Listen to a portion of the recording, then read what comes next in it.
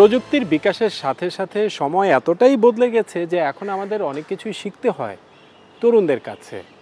কারণ এই তরুণরাই প্রযুক্তির বিকাশের সাথে সাথে প্রতিনিয়ত লড়াই করে এগিয়ে যাচ্ছে। আমরা যদি তরুণদের কাছে না শিখি, তাদের কথা না শুনি, তাহলে অবশ্যই আমাদেরকে পিছিয়ে পড়তে হবে। আমরা তরুণদের কথা শুনতে চাই, তাদের কথা বলতে চাই। আর এই কারণেই তরুণদের নিয়ে আমাদের আয়োজন এখন যৌবনচার।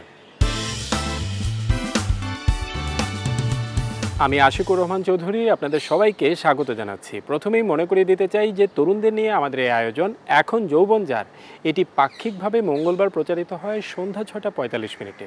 শুরুতেই থাকছে ক্যাম্পাস থেকে বলছি।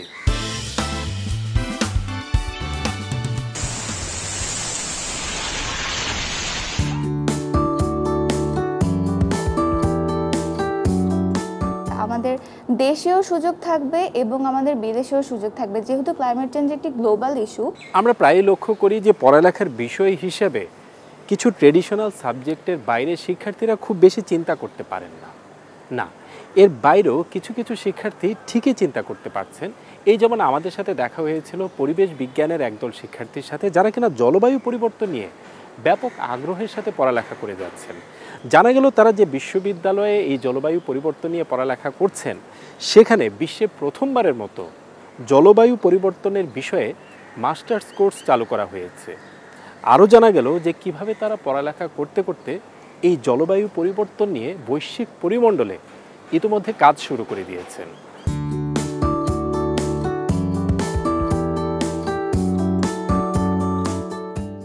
পড়ালেখার বিষয় হিসাবে যখন তারা পরিবেশ জলবায়ু পরিবর্তনের মতো বিষয়গুলোকে বেছে নিতে চেয়েছেন, তখন শুরুতেই বাধা আসে পরিবার থেকে, যে জলবায়ু পরিবর্তন তারা বিশ্বাসই করতে পারেন না, সেটা নিয়ে পড়ালেখার কি আছে। এই নিয়ে পরিবারের তরফ থেকে ছিল নানামুখী প্রশ্ন। মাইক্রো লেভেলে মানুষরা সেই রকম সচেতন না ক্লাইমেট নিয়ে। আমাদের অনেকেই আছে এমন আমাদের পরিবারে যে ক্লাইমেট চেঞ্জ কি বিশ্বাস করে না বা করতে চায় না। সো ওই হিসেবে যখন আমরা এই রিলেটেড ফিল্ডে লেখাপড়া করতে যাই, তখন বলে যে এই অবিশ্বাস্য বিষয় তুমি কেন পড়তে যাবা। আমি আলহামদুলিল্লাহ সম্পূর্ণ বুঝতে পারছি যে আমার সিদ্ধান্তটা আসলেই সঠিক। কারণ বর্তমানে যেটা বলতে হবে যে বিশ্ব আসলে খুব ভয়াবহ পরিস্থিতির সম্মুখীন যাচ্ছে। আমাদের যে পৃথিবী, ক্লাইমেট চেঞ্জটা আমাদের জীবনে অনেক বাজেভাবে ইম্প্যাক্ট করবে যখন অনেক লেট হয়ে যাবে। আমাদের প্রতিনিয়ত অত্যন্ত বেশি পরিমাণে কাজ করতে হবে এই সমস্যাগুলো সমাধানের জন্য।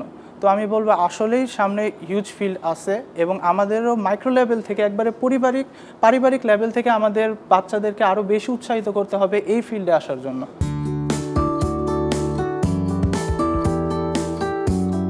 ইন্ডিপেন্ডেন্ট ইউনিভার্সিটি বাংলাদেশ IUB-র শিক্ষার্থীরা শুধু যে পরিবেশ বিজ্ঞানের ছাত্র হিসাবে জলবায়ু পরিবর্তন নিয়ে পড়ালেখা করছেন তা নয়, বরং তারা যুক্ত আছেন জলবায়ু পরিবর্তন সংক্রান্ত মাঠ পর্যায়ের বেশ কিছু কাজের সাথে। এসব কাজ চালিয়ে যেতে তারা গঠন করেছেন গ্রিন প্ল্যানেট ক্লাব। একেবারেই প্রত্যন্ত অঞ্চলে গিয়ে তারা সরাসরি বোঝার ও দেখার চেষ্টা করছেন জলবায়ু পরিবর্তনের আসল চিত্র। আমরা এই ক্লাবে মূলত এনভায়রনমেন্টাল সায়েন্স রিলেটেড যত কাজ আছে, আমরা এনভায়রনমেন্ট রিলেটেড যত কাজ আছে, ক্লাইমেট অ্যাকশন নিয়ে যত কাজ আছে, এগুলোতে আমরা অংশগ্রহণ করে থাকি।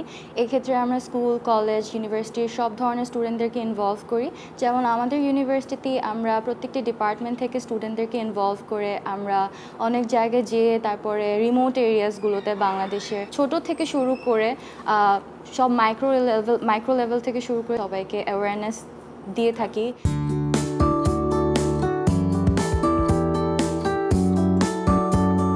জলবায়ু পরিবর্তন নিয়ে শিক্ষার্থীরা আসলে কি পড়ালেখা করছেন, এ ব্যাপারে তাদের কাজের কতটুকু সম্ভাবনা তারা খুঁজে পেয়েছেন, এরকম নানা বিষয় নিয়ে দারুণ এক আড্ডা জমে ওঠে তাদের ক্যাম্পাসে। আমাদের এখনকার দুনিয়া যে সবথেকে বড় যে প্রবলেমটা ফেস করতেছে, অথবা নেক্সট 10-20 বছরের মধ্যে যে সবথেকে বড় সমস্যাটা আমরা পড়বো, সেটা হচ্ছে ক্লাইমেট চেঞ্জের ফলে যে ইম্প্যাক্টগুলো আমরা ফেস করতেছি।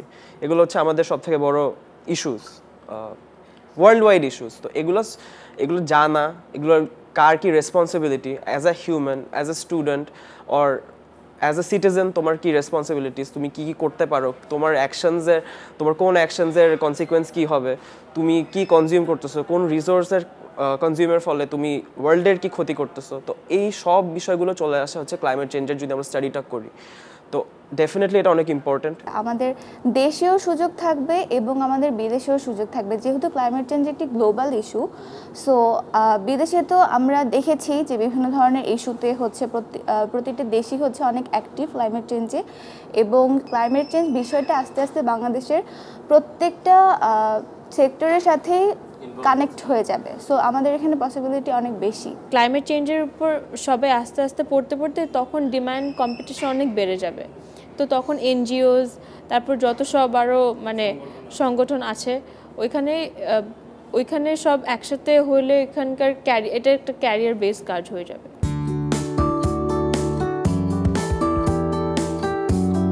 আবার পড়ালেখার পাশাপাশি আইইউবির ক্যাম্পাস থেকে পরিচালিত হচ্ছে জলবায়ু পরিবর্তন নিয়ে খ্যাতনামা আন্তর্জাতিক সংস্থা international centre for climate change and ডেভেলপমেন্টের কার্যক্রম। সেখানে জলবায়ু পরিবর্তন নিয়ে কাজ করে যাচ্ছেন দেশ বিদেশ থেকে আসা তরুণ মেধাবীরা, যার নেতৃত্বে আছেন পরিবেশ বিজ্ঞানের শিক্ষক অধ্যাপক ডক্টর সালিমুল হক। আমি মনে করি যে ক্লাইমেট চেঞ্জ বা জলবায়ু পরিবর্তন বিষয়টা এতদিন ধরে এইটা বিজ্ঞানীরা জানতো এবং যারা পলিসি মেকিং লেভেলে আন্তর্জাতিক ক্ষেত্রে তারা এটা নিয়ে বিষয় নিয়ে মাথা ঘামাতো, কারণ এটা আশঙ্কা হচ্ছিল যে হবার আগে আমাদের কি করণীয় এইটা নিয়ে। কিন্তু ইতিমধ্যে 2023 সন থেকে আমি বলবো যে এইটার আশঙ্কার ব্যাপার না, এটা এসে গেছে। আমরা বাংলাদেশে ইতিমধ্যে একটা হিট ওয়েভ হলো, আমাদের তাপমাত্রা 40-এর উপরে চলে গেছে। হ্যাঁ, এখন আবার তো এইটা এখন নিয়মিত হবে, এটার অনেক দিন পর আর হবে না। এবং শুধুমাত্র বাংলাদেশ না, এটা পৃথিবীর প্রত্যেকটা দেশ। এখন ক্যানাডাতে ওয়াইল্ড ফায়ার হচ্ছে, 10,000 লোক ক্ষতিগ্রস্ত হয়ে গেছে, তার বাড়ি ছেড়ে চলে যেতে হয়েছে ক্যানাডাতে। আর এখন তীব্র সামারও শুরু হয়নি। তো ইটালিতে ফ্লাড হলো, 40,000 লোক তাদের বাসা ছেড়ে চলে যেতে হয়েছে ইটালিতে। ইটালিয়ান, এটা মাইগ্রেন্ট না, ইটালিয়ান। অতএব ক্লাইমেট চেঞ্জ বিষয়টা মাত্র শুরু হয়েছে এবং এটা নিয়ে পৃথিবীর জনগণ, সাধারণ জনগণ একেবারেই জানে না, ছেলেমেয়েরা কিছুটা তাদের আগ্রহ আছে এটা জানার। তো আমি মনে করি যে আমাদের ছেলে মেয়ে ইউথ যারা আছে তাদের ক্লাইমেট চেঞ্জ বিষয়টা যদি তারা পড়াশোনা করে এটার উপরে, তাহলে প্রচুর স্কোপ আছে আগামীতে। যেমন আইটি ছিল এককালে, ক্লাইমেট চেঞ্জ মোকাবিলা করা আর একটা নতুন জগৎ হয়ে যাবে, যে পৃথিবীর সব দেশই তারা চাবে যে কারা জানে এটাকে মোকাবিলা করতে। এবং বাংলাদেশে আমরা বসে আছি এটার ল্যাবরেটরি, কারণ বাংলাদেশে আজকে যা হচ্ছে ইউরোপ আমেরিকাতে আগামীকালকে হবে। আমরা যদি এখানে তার সমাধান বের করতে পারি, আমাদের ছেলেমেয়েরা বের করতে পারে, তাহলে আমেরিকা ইউরোপ থেকে তারা ওদেরকে নিয়ে যাবে বিশেষজ্ঞ হিসেবে শেখাতে, যে তোমরা কি করে করলে এটা আমাদেরকে শেখাও। এটা একটা নতুন জগৎ, নতুন সাবজেক্ট, নতুন ইস্যু, যেটা বাংলাদেশে আমাদের বিশ্ববিদ্যালয়ে একটা মাস্টার্স প্রোগ্রাম আছে ক্লাইমেট চেঞ্জ অ্যান্ড ডেভেলপমেন্ট, পৃথিবীর প্রথম masters climate change and development. এখন অনেকগুলো হয়ে গেছে পৃথিবীতে। এই বিষয়টা এখন সব জায়গায় গড়ে উঠছে।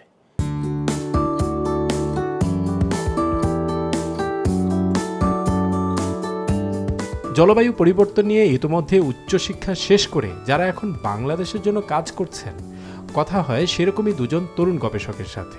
বাংলাদেশে ক্লাইমেট চেঞ্জ বললে বাংলাদেশের এটা একটা নাম চলেই আসবে, এবং আপনি যে কোনো জায়গায় আপনি রিপ্রেজেন্ট করেন বাংলাদেশ ক্লাইমেট চেঞ্জ সেক্টরে আসবে। কিন্তু আমার কাছে মনে হয় যে আমার আরও জানা দরকার এই বিষয়টা নিয়ে। এবং ক্লাইমেট চেঞ্জ আসলে এটা it's not only about the science, এখানে আসলে হিউম্যান কিছু অ্যাসপেক্টসও জড়িত, এখানে অ্যানথ্রোপোজেনিক কজেসগুলো জড়িত, এবং ইম্প্যাক্টসগুলো কী, ভালনারেবিলিটিগুলো কী, এগুলো জানতে হবে। সো আমি ওই বিষয়টার থেকে ইন্টারেস্ট ফিল করে আমি এখানে সার্চ করি, এবং মোটামুটি যখন আমি দেখলাম যে এরা স্কলারশিপ অফার করতেছে and I got a chance, so আমি এখানে আমার মাস্টার্সটা কন্টিনিউ করি সো ক্লাইমেট চেঞ্জ অ্যান্ড ডেভেলপমেন্টের উপর। সো এটা করার পাশাপাশি আমি এখানেও একটা চাকরির জন্য যখন অফার পেলাম আমি করলাম। এবং সবচেয়ে বেস্ট পার্ট হচ্ছে আমার স্টাডিজের সাথে আমার ওয়ার্ক ফিল্ড কিন্তু পুরোপুরি মিলে যাচ্ছে, এবং আমার কাছে এটাই সব থেকে বিউটি লাগে যে আমি যেটা পড়তেছি সেটা আমি কিন্তু ইমপ্লিমেন্ট করতে পারতেছি।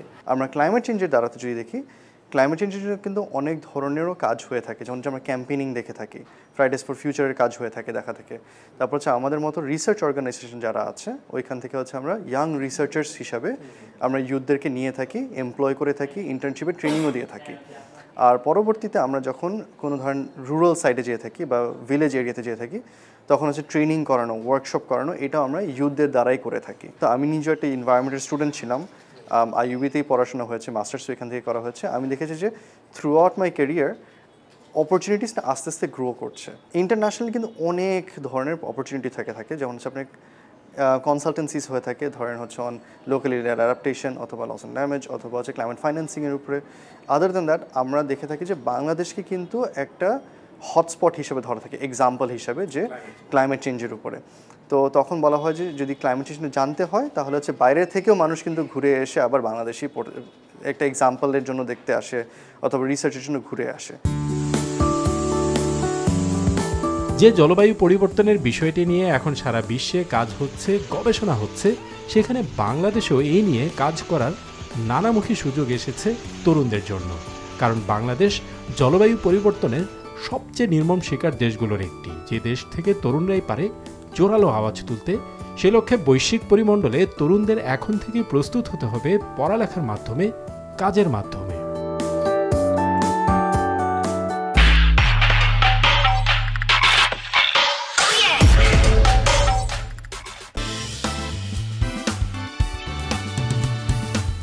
মাঝে মধ্যে আমরা সিনেমাগুলোতে দেখে থাকি যে একজন নায়ক তার পিতা হত্যার বিচার না পেয়ে তিনি আইন নিজের হাতে তুলে নিচ্ছেন, কিন্তু পুলিশ এসে বলছেন আইন নিজের হাতে তুলে নেবেন না।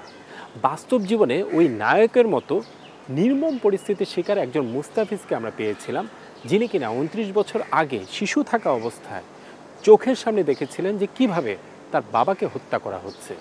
তারপরও মুস্তাফিজ বলতে চান আইন নিজের হাতে তুলে নেবেন না।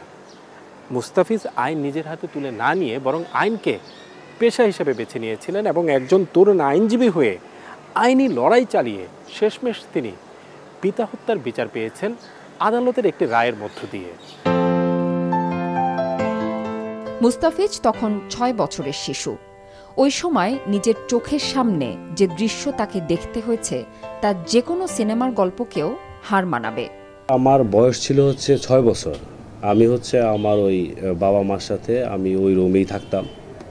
ওই দিন রাত আনুমানিক 11 ঘটিকার সময় অতর্কিতভাবে এই মামলার আসামি যারা আছে তারা দরজা ফাঁকা করে আমার বাবা সহ তার আরও 2 ভাই সহ পারিবারিক বিষয় নিয়ে আলোচনা করতেছিল। ওই মুহূর্তে দরজা ফাঁকা অবস্থায় দরজার মধ্যে আসামিরা ধাক্কা দিয়ে ভিতরে ঢুকে প্রথম যে কথাটা বলে যে আজকে এখানে কারবালার ময়দান মারাম। পরে আমার পিতাকে ওই খাট থেকে চকি থেকে নিচে নামায়া তারা হচ্ছে কেউ রান্দা দিয়ে কোবায়, কেউ ড্যাগার দিয়ে পাড় দেয়। যে আসামিরা ভিতরে আছে এর মধ্যে একজন গুলি করে আমার পিতাকে। তারা চলে যাওয়ার পরে আমরা দেখতে পাই যে আমার পিতা মারা গেছে।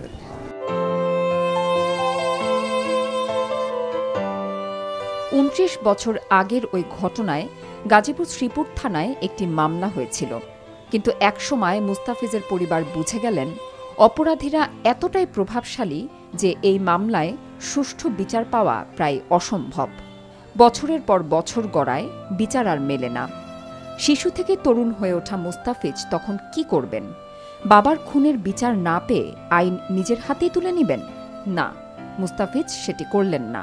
বরং তিনি আইন নিজের হাতে তুলে না নিয়ে আইনকে বেছে নিলেন পেশা হিসেবে। যখন আমি ছোট ছিলাম তখন পিতাকে হত্যা করার পর আমরা যখন থানায় মামলা করতে যাই, আসামিরা প্রভাবশালী হওয়ার কারণে আমরা যখন থানায় মামলা করতে যাই, মামলা করার ক্ষেত্রেও আমরা বাধাগ্রস্ত হই। আমার পরিবার যখন কোর্টে বিচারের জন্য আসে তখনও তারা বাধাগ্রস্ত হয়। তারা যখন বিচার পাওয়ার যখন সম্ভাবনায় চলে যাচ্ছিল তখন আমার মার উৎসাহে, আমার মার অনুপ্রেরণায় আমাকে এবং আমারই তখন ছোট হিসাবে আমারই সুযোগ ছিল আইন পড়ার। তখন আমার মার অনুপ্রেরণায় আমি আইনে ভর্তি হই এবং আমি আইনজীবী হিসাবে নিজেকে প্রতিষ্ঠিত করি। আমি 2012 সালে গাজীপুর কোর্টে ল পাশ করার পরে 2012 সালে গাজীপুর কোর্টে আমি জুনিয়র হিসেবে আসি। 2014-তে আমার সনদ হয়। আসার পরে মামলা দীর্ঘদিন যাবৎ মামলা সাক্ষী হইতেছিল না, কোনো মামলা সাক্ষী আসতেছিল না। আসামিরা প্রভাবশালী হওয়ার কারণে তাদের ভয়ে কোনো পাবলিক সাক্ষী আসতেছিল না। মামলার আয়ু, মামলার ডাক্তার, তাদের কাউকেই খুঁজে বের করা যাইতেছিল না। বারবার প্রসেস দেওয়ার পরও তারা আসতেছিল না কোর্টে। মামলার বিচারক্রম কার্যক্রম একবারে স্থগিত ছিল।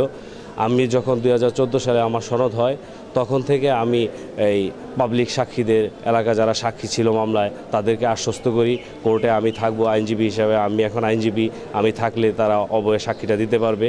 এইভাবে আমি আস্তে আস্তে মামলার সাক্ষীটা নেওয়া শুরু করি। মামলা যখন 1-2 জন সাক্ষী দেওয়া শুরু হয় তখন সবাই আস্তে আস্তে মামলা যারা জীবিত ছিল সাক্ষীদের মধ্যে তারা সবাই আসে মামলার সাক্ষী দিয়ে মামলাটা আর্গুমেন্টের জন্য রেডি হয়। তরুণ আইনজীবী মুস্তাফিজের ওই লড়াইয়ে সবসময় পাশে ছিলেন তারই আরেক আইনজীবী বন্ধু। আমার বন্ধু সনদ হলো, প্র্যাকটিস পারমিশন পেল কোর্টে প্র্যাকটিস করার পর। তখন থেকে যে জিনিসটা খেয়াল করতাম, সে তার যে পিতার মামলার যে তারিখগুলো ছিল সেই প্রত্যেকটি তারিখেই সে উপস্থিত থাকতো এবং তার ভিতরে একটা চাপা কষ্ট ছিল যে আমার পিতার হত্যার মামলার যদি আমি আইনজীবী হওয়ার পরে সেটিকে যদি রায় করতে পারি, সাজা দিতে পারি, তাহলে আমার জীবন সার্থক। ব্যক্তিগত পর্যায়ে আমরা আমাদের এই আইন পেশা পরিচালনাকালে বিভিন্ন সময় তার মনের ভেতরে যে দুঃখগুলো ছিল, কষ্টগুলো ছিল, সেটি সে আমার সাথে শেয়ার করত। নাটক সিনেমার গল্পও যেন হার মানে মুস্তাফিজের জীবনের গল্পে। পিতা হত্যার বিচার পেতে মুস্তাফিজ নিজেই আইনজীবী হয়ে উঠেছিলেন, চালিয়ে গেলেন অবিশ্বাস্য এক আইনি লড়াই। দীর্ঘ সেই লড়াইয়ের সার্থকতা অবশেষে মুস্তাফিজ খুঁজে পেলেন আদালতের একটি রায়ে। গাজীপুরের অতিরিক্ত জেলা ও দায়রা জজ আদালতের রায়ে মুস্তাফিজের বাবার খুনের মামলায় 2 জনকে আমৃত্যু সশ্রম কারাদণ্ড ও অপর 5 জনকে যাবজ্জীবন কারাদণ্ড ঘোষণা করা হয়। আমার দিক থেকে বলবো, যদিও একটু সময় বেশি লেগেছে, প্রায় 29 বছর, এরপরও আমি সুষ্ঠু বিচার পেয়েছি। আমি আমার বাস্তব অভিজ্ঞতায় যেটা বুঝেছি, যদি আমরা ধৈর্যশীল হয়ে বিচার ব্যবস্থার উপরে আস্থা রেখে আমরা ওই বিচারের জন্য অপেক্ষা করতে থাকি, তাহলে আমরা অবশ্যই সুষ্ঠু বিচার পাবো। আইন হাতে তুলে নেওয়ার কোনো দরকার নেই। গাজীপুরের তরুণ আইনজীবীদের কাছে এক প্রেরণার নাম মুস্তাফিজ। তিনি দেখিয়েছেন তারুণ্যের শক্তি ও মেধা দিয়ে কিভাবে লড়াই চালিয়ে যেতে হয়, কিভাবে সেই লড়াইয়ে জয়ী হতে হয়।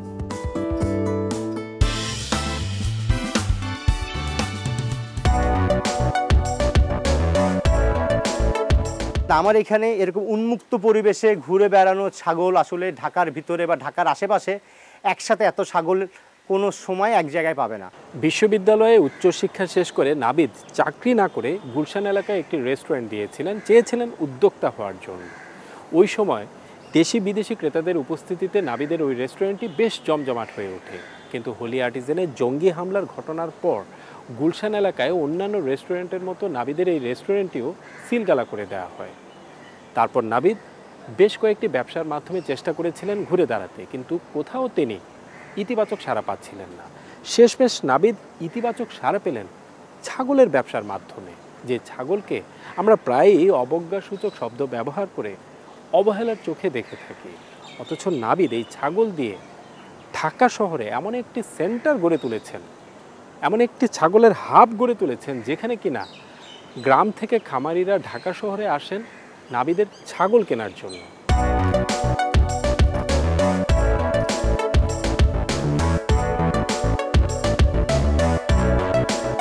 ভাবা যায় খোদ ঢাকা শহরে রীতিমতো বিনোদনের একটি স্থানে পরিণত হয়েছে নাবিদের নানা ধরনের ছাগল দিয়ে।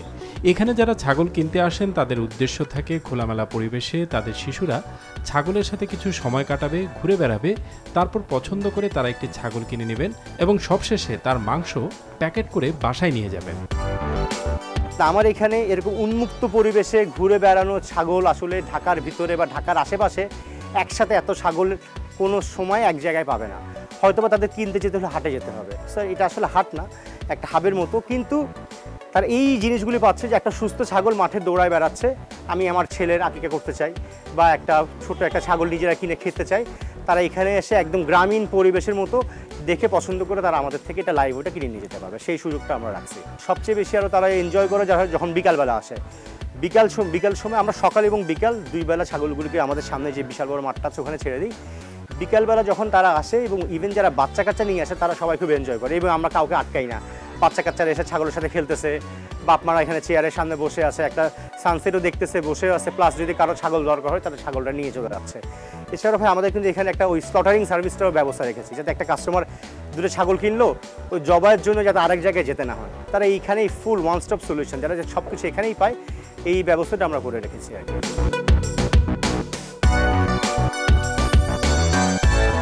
তবে আরও অবাক করা ব্যাপার হলো ঢাকার ক্রেতারা এখানে নাবিদের মূল টার্গেট নয়, বরং তার টার্গেট সারা বাংলাদেশের খামারিরা। সেই লক্ষ্যে মিরপুর ডিওএইচএস এর পাশে ছাগলের একটি হাব তৈরি করেছেন নাবিদ। তার দাবি অনুযায়ী ঢাকা শহরে ছাগল নিয়ে এই ধরনের ব্যবসা এটিই প্রথম। আসলে এটা ডিফারেন্ট হওয়ার রিজন হচ্ছে ঢাকার ভিতরে আছে অনেকের অ্যাগ্রো ফার্ম আছে, কিন্তু এরকম ছাগল কেন্দ্রিক গোট ফার্ম এটা আমার কাছে মনে হয় এটা প্রথম। এবং এটা শুধু ফার্ম ঠিক না, এটা আসলে একটা সেল সেন্টারের মতো। সো আসলে ঢাকার আশেপাশে বা চিটাগাং বা ফেনী বা কুমিল্লা বা ওই দিকের সিলেটকার লোকজন যদি আসলে ছাগলের ফার্ম করতে চায় বা যদি ছাগল সংগ্রহ করতে চায়, তাদেরকে আসলে দেখা যাচ্ছে উত্তরবঙ্গ সাইডে যেতে হচ্ছে, নাহলে চুয়াডাঙ্গা যশোরের দিকে যেতে হচ্ছে ছাগলগুলি কালেক্ট করতে। সো আমি একটা হাব হয়েছি আর কি, হাব হওয়ার চেষ্টা করতেছি যাতে কিনা তাদের অত দূর কষ্ট করে যেতে না হয়, তারা ঠিক ওইখানকার একই দাম একই প্রাইস রেঞ্জে তারা ঢাকা থেকে যাতে জিনিসগুলি কালেক্ট করতে পারে।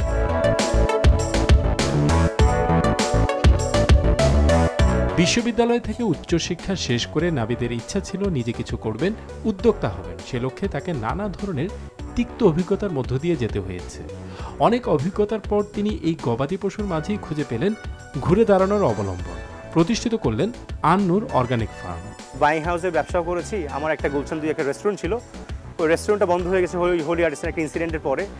তারপর আসলে আমি কন্টেনারের ব্যবসাও করেছি। কন্টেনার ব্যবসা বলতে একটা কন্টেনার হোম সলিউশন। সো ওটা আমার একটা সাইড ব্যবসা ছিল করোনার আগ দিয়ে। করোনার সময় ওটার একটা অনেকগুলো অর্ডার আমাদের ছিল, অনেকগুলো অর্ডারটা পরে বন্ধ হয়ে যায় করোনার কারণে আসলে। সো করোনা অনেক বড় একটা ইম্প্যাক্ট করে। তারপরে আস্তে আস্তে করোনা থেকেই আসলে আমার এই লাইভস্টক নিয়ে আসলে কাজ করা শুরু। সো আসলে কাজ করতে গিয়ে দেখলাম আমাদের দেশে আসলে লাইভস্টক নিয়ে অনেক কিছু করার আছে, অনেক কিছু। আমাদের দেশে ছাগল পালন বা ছাগলের ট্রেনিং একটু কম।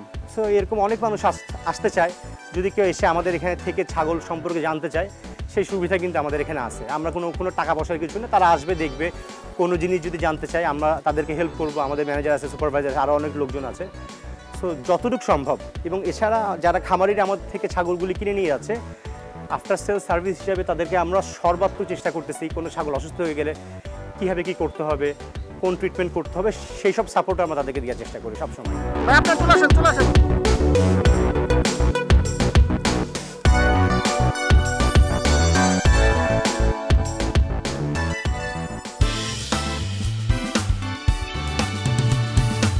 বাংলাদেশের বিশ্ববিদ্যালয়গুলোতে যে সমাবর্তন অনুষ্ঠান হয়ে থাকে সেটির সাথে আমরা কম বেশি পরিচিত, কিন্তু আমাদের শিক্ষার্থীরা যারা বিদেশে পড়ালেখা করতে যাচ্ছেন তাদের কাছে বিদেশের ওই বিশ্ববিদ্যালয়গুলোর সমাবর্তন অনুষ্ঠান কেমন হয় সেটি হয়তো আমরা অনেকেই জানি না। সেটি জানার জন্য এবার আমরা আপনাদেরকে নিয়ে যাব মালয়েশিয়ায়। সেখানে আমরা শুনেছিলাম বিদেশের মাটিতে পড়তে আসা বাংলাদেশের শিক্ষার্থীদের আগামী দিনের পরিকল্পনার কথা, আমরা জেনেছিলাম তাদের স্বপ্নের কথা।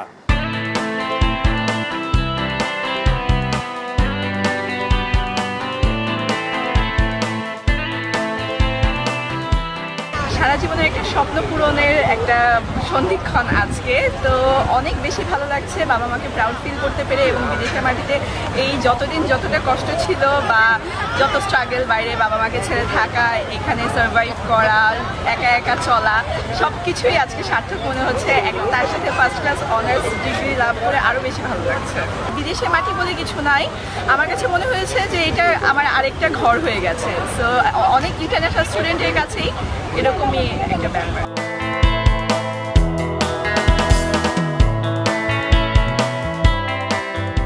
3 বছর কষ্টের পর বাবা মা থেকে দূরে থেকে, পরিবারের থেকে দূরে থেকে এখানে মালয়েশিয়ায় কুয়ালালামপুরে সেগ ইউনিভার্সিটি কোরাদামানসা থেকে গ্র্যাজুয়েশন সেরেমনিটা আজকে কমপ্লিট হলো। তো সব কিছু স্যাক্রিফাইসের পর, সব কিছু কষ্টের পর আজকের দিনটার অনুভূতি একদম আকাশের থেকেও উপরে। মা এসেছে, মার সাথে যখন আমি এই সার্টিফিকেট রিসিভ করলাম ওই মোমেন্টের জন্য গত 3 বছরের সব কষ্ট একদম মুছে যায়। এখানে আপনার শুধু মুখস্থ বিদ্যার উপর নির্ভর করা হয় না, এখানে আপনার প্র্যাকটিক্যালিও খুব সুন্দর মতো পড়ানো হয়, সিস্টেমটাও ভালো। এবং তাছাড়া আমাদের ইন্টারন্যাশনাল যারা আসছি বাহির থেকে তাদের জন্য প্রপার এন্টারটেইনমেন্ট থাকে, যেমন কিছু সুইমিং পুল দেখতে পাচ্ছেন, এছাড়া জিম আছে, এছাড়া অন্যান্য অনেক ফ্যাসিলিটিস আছে এবং প্রোগ্রাম করা হয়। সেই প্রোগ্রামের থেকে আমাদের জন্য এখানে আমরা ডিপ্রেস না হয়ে যাওয়ার জন্য একা ফিল না করি, সেটা এই ইউনিভার্সিটিটা খুব ভালো মতো সেটা মেনটেন করে। আর পড়ালেখার দিক থেকে তো আছে।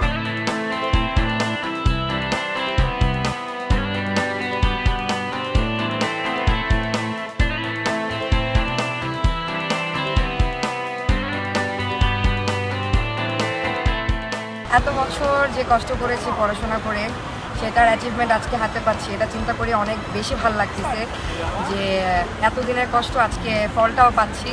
কনভোকেশন 7 ইন আওয়ার লাইফ, এটা আসলে বলে বুঝাতে পারবো না যে কতটা খুশি আমি। ইভেন আমার বাবা মা যে আমার সাথে নেই, বাট আমি তাও অনেক খুশি, তারাও অনেক খুশি। হয়তো বা কোনো একটা কারণে আসতে পারিনি আমার সাথে, আমার বোন আসছে আমার সাথে, বাট আমি অনেক বেশি খুশি আজকে এই দিনটা দেখার জন্য। মানে অনেক দিনের ইচ্ছা ছিল, স্বপ্ন ছিল এই দিনটা কবে দেখবো, আর আজকে দিনটা দেখতে পেরেছি। নিজেকেই অনেক বেশি আসলে বলে বুঝতে পারবো না, অনেক অনেক বেশি ভালো লাগতেছে, অনেক বেশি ভালো লাগতেছে। আজকে এই বিদেশের মাটিতে অ্যাজ এ ইন্টারন্যাশনাল স্টুডেন্ট হিসাবে যে পড়তে এসেছি, এটার জন্য আমার সব কিছু ব্যাকআপ, আমার সব কিছুতে সাপোর্ট করেছে আমার।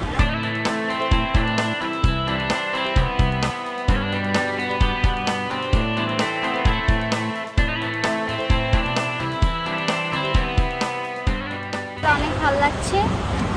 3 বছর পড়ালেখা করার পর আমরা আজকে গ্র্যাজুয়েশন করতে পেরে আমরা অনেক হ্যাপি।